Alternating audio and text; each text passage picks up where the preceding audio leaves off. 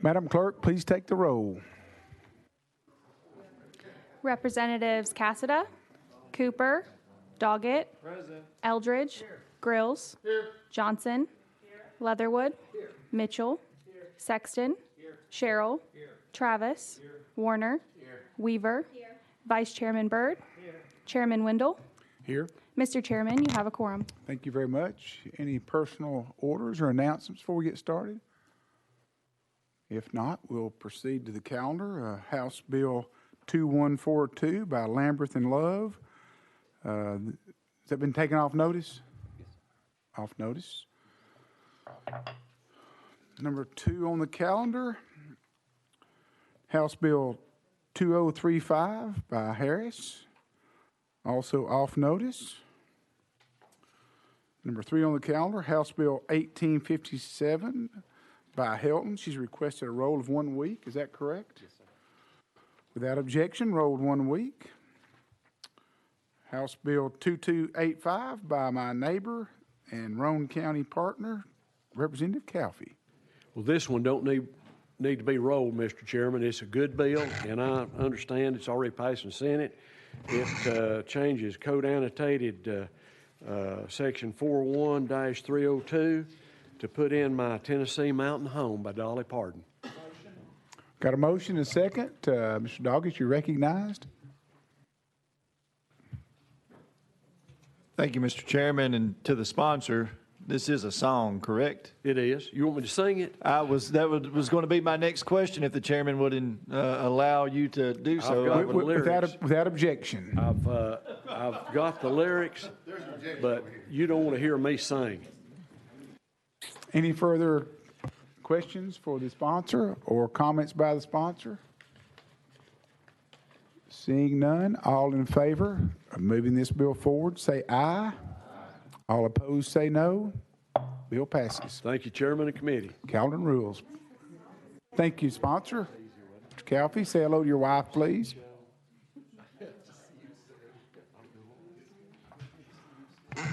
Members of the committee, from Goodlettsville today, we have Representative Mr. Garrett. You're recognized. 749. Thank you, Mr. Chairman and committee. I'm honored today to have my constituent, Michael Kirk, and his wife, Crystal, here. They actually live and currently right now in an area where I grew up in Goodlettsville.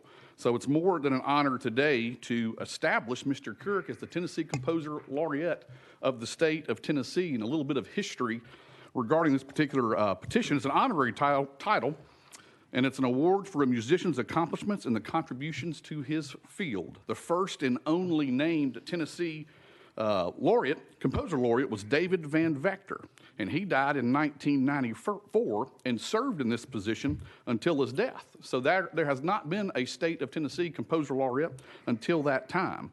And as the state composer laureate, it's an honorary title. The position in most states does not have any duties, but simply is meant to recognize great musicians. And I know we have a great musician here before us. Lots of times they're asked to compose work on music for the inauguration and for other special statewide events as the composer laureate. A couple of things about Michael is that he's an American composer. His recent music has been hailed as lush neo-romanticism, has garnered performance by numerous symphony orchestras and chamber groups throughout the U.S. and in 43 countries on 5 continents, and streams in over 100 countries on 6 continents. His works have been heard nationwide on NPR and other countries' national radio broadcasts, also been profiled in national print media and musical journals. Mr. Kirk has received several important awards for his music, including the prestigious Academy Award in Music from the American Academy of Arts and Letters. It's the Academy's top Lifetime Achievement Award, now called the Arts and Letters Award. Also, the Academy Charles Ives Award and the National Awards of Fellowship for the League of American Orchestras, BMI, NEA, Meet the Composer, MTNA, and the Tanglewood Music Center's Fromm Fellowship in Composition, and others. Needless to say, we have an accomplished artist here, and again, I'm honored to ask for your approval of naming him the Composer Laureate of the state of Tennessee. That's an impressive resume. We're glad to have you. Thank you for coming this morning. So, committee, this is Michael Kirk and his wife, Crystal. Please welcome them. Absolutely.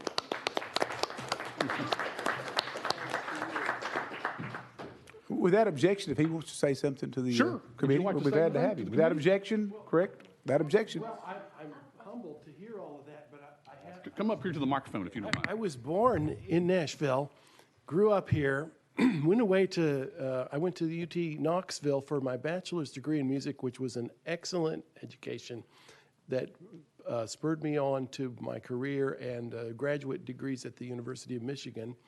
And then I ended up coming back here to teach for 31 years at Vanderbilt University Music Department, 14 years of which I chaired the Department of Music Composition and Theory. But before that, I was a scout in Troop 27 in Nashville, an Eagle Scout, and I served with a board on Fisk University for 25 years for minority scholarships.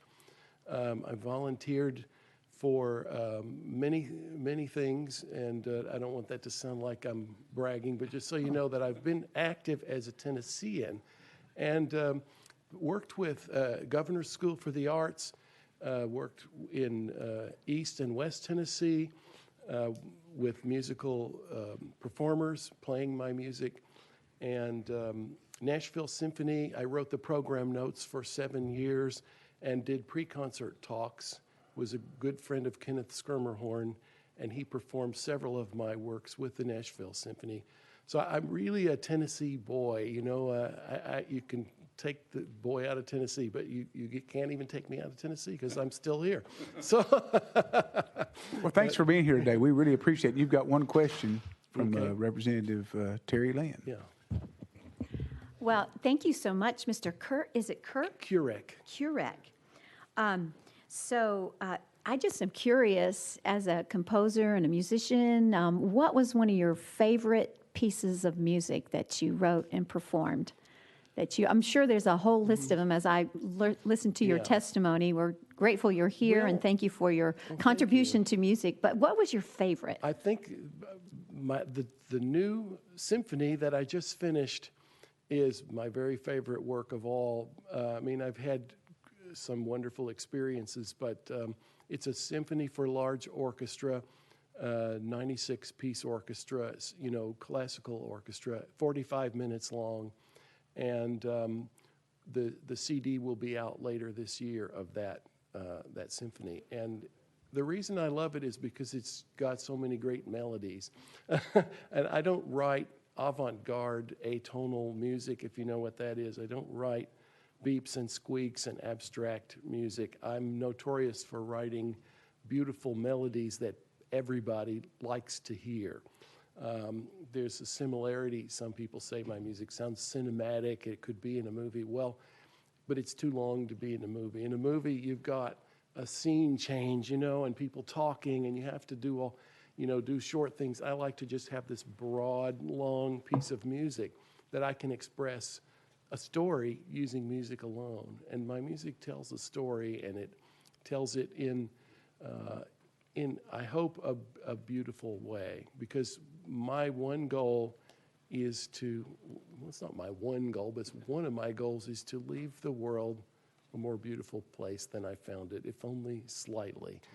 That's awesome. Because we need beauty in the climate we're in. That's a healing force, and it can unite people with different opinions and all of that. So, you know, if I can do that, I'll feel, you know, put that on my tombstone. Chairman, may I ask one more question? So what is the name of that 45-minute makes you feel something piece of art? Symphony Number 2, Tales from the Realm of Fairy, F-A-E-R-I-E, which is the old-fashioned word for fairyland.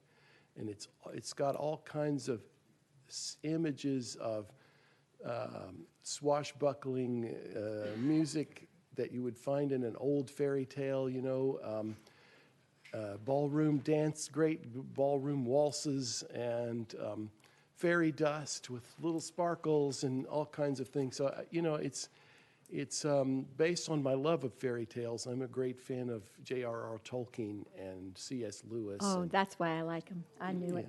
Yeah. So Awesome music. So I'm trying to find a musical version of that sort of thing.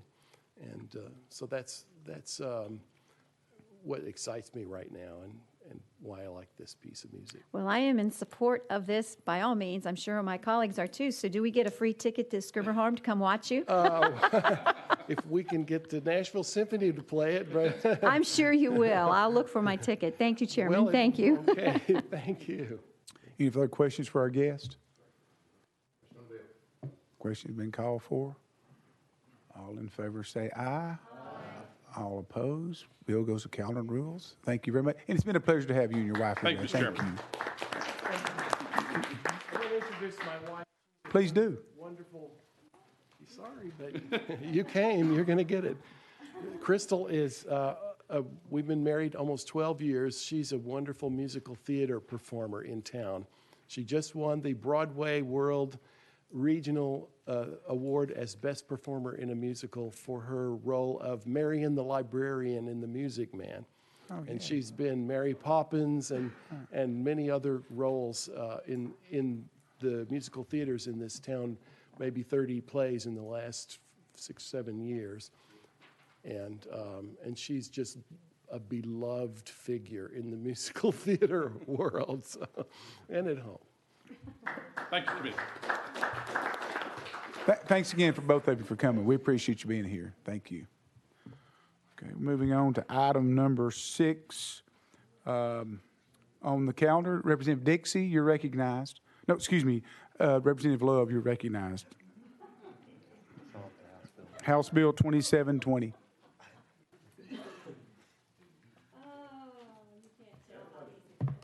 Mr. Chairman, thank you. You recognized. This is number 6. You've got a Which number? motion? Got a second? Yes, continue. This is House Bill 2296.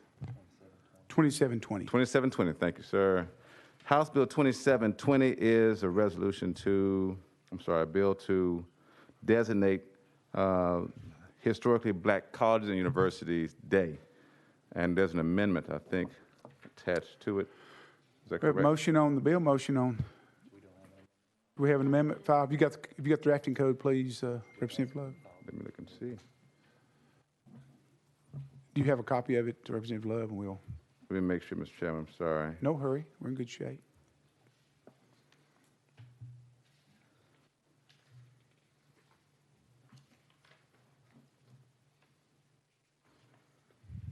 I just need to verify something here. No problem. You've got a motion on the bill, and you've got a second, and we're ready to amend it. And if the amendment's not been filed, we're in the proper posture for be amended next week.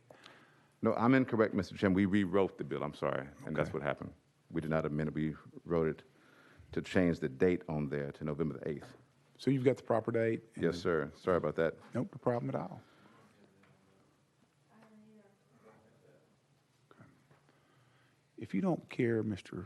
or Dr. Love, It's not an amendment, it's the, I made a mistake in saying there was an amendment coming, and we rewrote the legislation. no problem. Is the bill up in, I'm going to ask our attorney to review it for a few seconds to make sure that we have the proper date. I'm sure you're right, but at a bunch of caution, we will take a look at it, make sure that we've got the proper. The date we have in the current bill is March the 12th. Is that correct? no, sir, it's supposed to be different date. We can fix that with an amendment next week, or we can, at the sponsor's pleasure. It's not something that can't be resolved, and we will resolve it.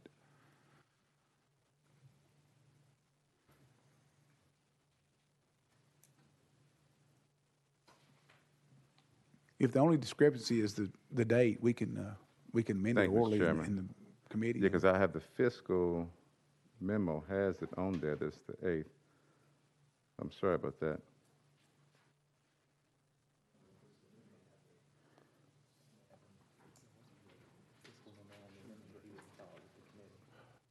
There's a chance the fiscal committee could have got it without it being filed, but yes, I'm sure you're right. I don't question you're right. Is there a chance we could roll that for 1 week, Representative Love, and there may have been a miscommunication with the clerk's office? Because I Yes, believe the sir. bill we've Let me, got has the wrong date. So we have a fiscal memorandum from February the 15th. The drafting code, I thought on that, on the bill is 013711. The same one as the, The bill that's been filed is a different drafting code. And that may be an issue with the clerk's office, and we'll try to get that resolved within the okay, next because week. they have here the bill, some of the bill as amended is 013711, but that's not what you have, correct? That's correct. You're correct.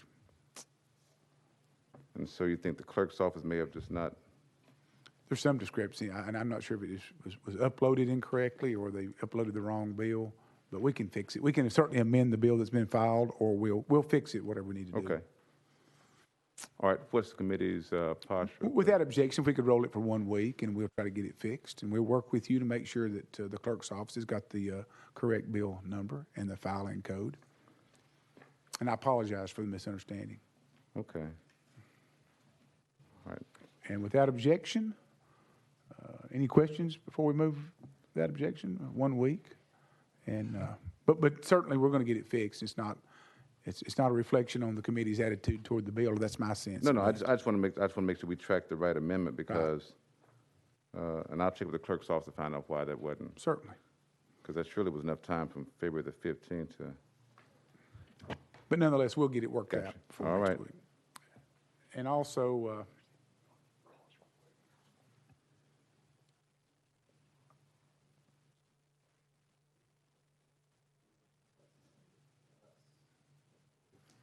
without objection, 1 week, and you're now recognized on item number 7, House Bill 2296. And you got a motion, you've got a second. Thank you, Mr. Chairman. House Bill 2296.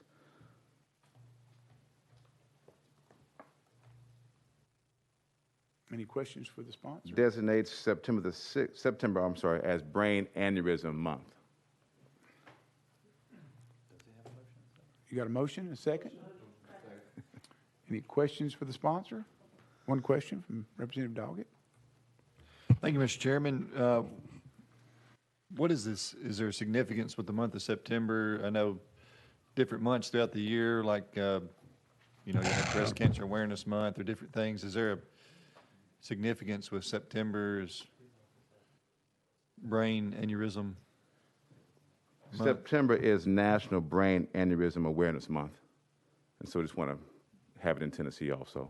Thanks for asking. Hey, thank you very much. Yes, sir.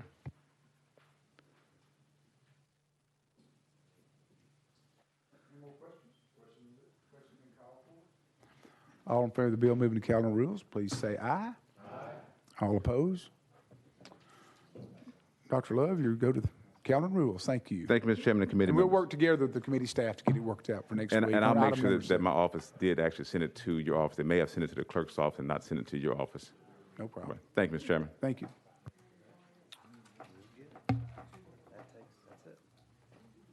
Any further business before the committee? We had a motion to adjourn.